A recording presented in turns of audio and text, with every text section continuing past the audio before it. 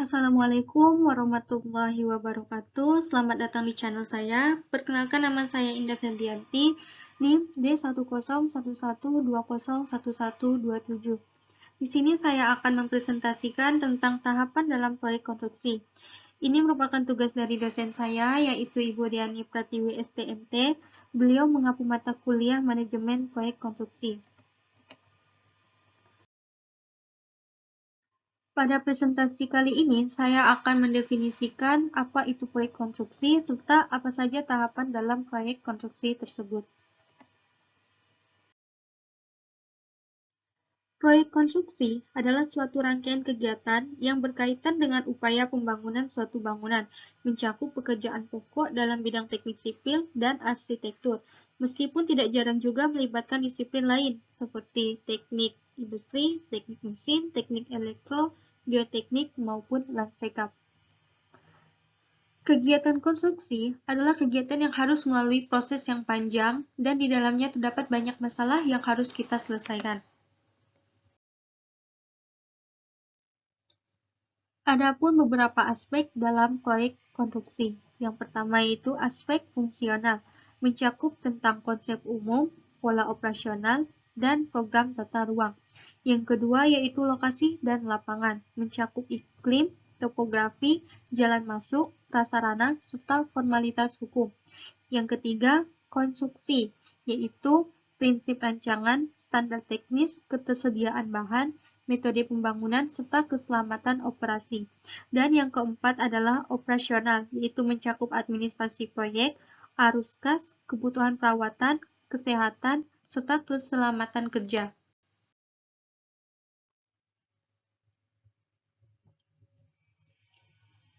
Tahap konstruksi yang pertama yaitu tahap studi kelayakan. Tahap studi kelayakan ini bertujuan meyakinkan pemilik proyek bahwa proyek konstruksi yang diusulkannya layak untuk dilaksanakan, baik dari segi aspek perencanaan dan perancangan, aspek ekonomi, maupun aspek lingkungannya. Adapun kegiatan yang dilakukan pada tahap ini adalah yang pertama menyusun rancangan proyek secara kasar dan membuat estimasi biaya. Yang kedua, memperkirakan manfaat yang akan didapatkan jika proyek tersebut dilaksanakan. Yang ketiga, menyusun analisa kelayakan proyek. Dan yang keempat, menganalisis dampak lingkungan yang mungkin terjadi apabila proyek tersebut dilaksanakan.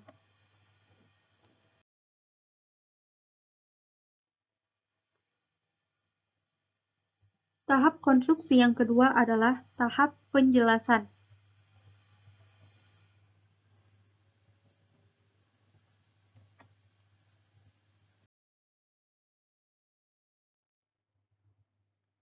Tujuan tahap penjelasan ini adalah mendapatkan penjelasan dari pemilik proyek mengenai fungsi proyek dan biaya yang diizinkan, sehingga konsultan perencana dapat secara tepat menafsirkan keinginan pemilik proyek dan membuat taksiran biaya yang diperlukan.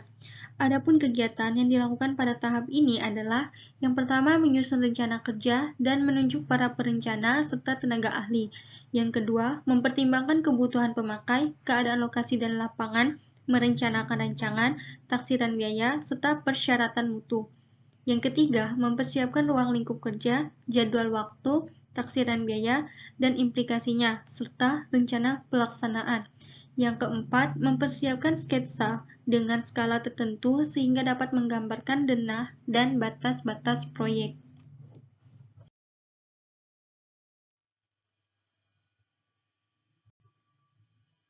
Adapun tahap konstruksi yang ketiga, yaitu tahap perancangan.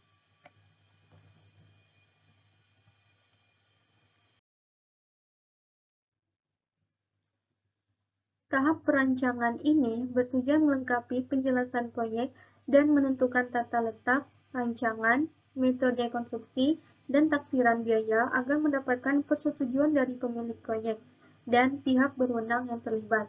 Tahap ini juga mempersiapkan informasi pelaksanaan yang diperlukan, termasuk gambar rencana dan spesifikasi, serta melengkapi semua dokumen tender.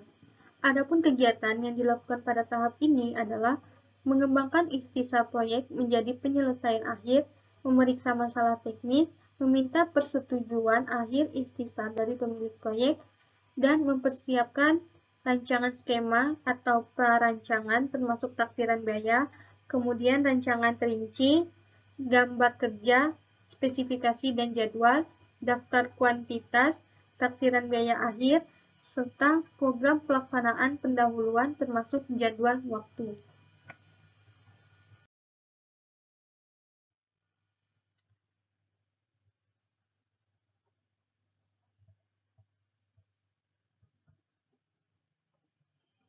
Adapun tahap selanjutnya yaitu tahap pengadaan atau pelelangan. Tahap pengadaan atau pelelangan bertujuan menunjukkan kontraktor sebagai pelaksana atau sejumlah kontraktor sebagai subkontraktor yang akan melaksanakan konstruksi di lapangan. Kegiatan yang dilakukan pada tahap ini adalah prakualifikasi serta dokumen kontrak.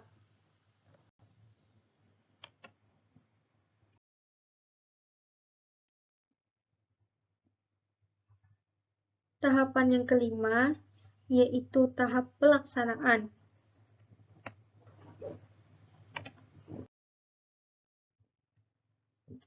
Tahap pelaksanaan ini bertujuan mewujudkan bangunan yang dibutuhkan oleh pemilik proyek dan sudah dirancang oleh konsultan perencana dalam batasan biaya dan waktu yang telah disepakati, serta dengan mutu yang telah disyaratkan.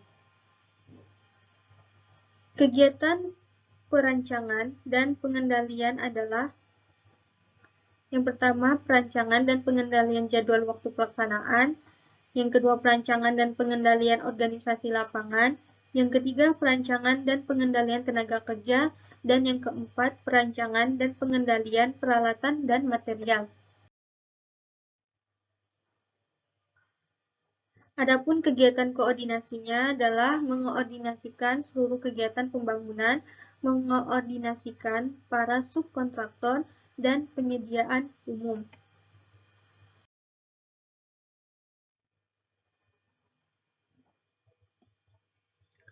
Tahap konstruksi yang terakhir adalah tahap pemeliharaan dan persiapan bangunan. Tahap pemeliharaan dan persiapan penggunaan bertujuan menjamin kesesuaian bangunan yang telah selesai dengan dokumen kontrak dan kinerja fasilitas sebagaimana mestinya. Selain itu, pada tahap ini juga dibuat suatu catatan mengenai konstruksi, berikut petunjuk operasinya, dan melatih staf dalam menggunakan fasilitas yang tersedia. Adapun kegiatan yang dilakukan pada tahap ini adalah mempersiapkan catatan pelaksanaan, meneliti bangunan secara cermat, dan memperbaiki kerusakan-kerusakan yang terjadi. Yang ketiga, mempersiapkan petunjuk operasional atau pelaksanaan serta pedoman pemeliharaannya. Dan yang keempat, melatih staf untuk melaksanakan pemeliharaan.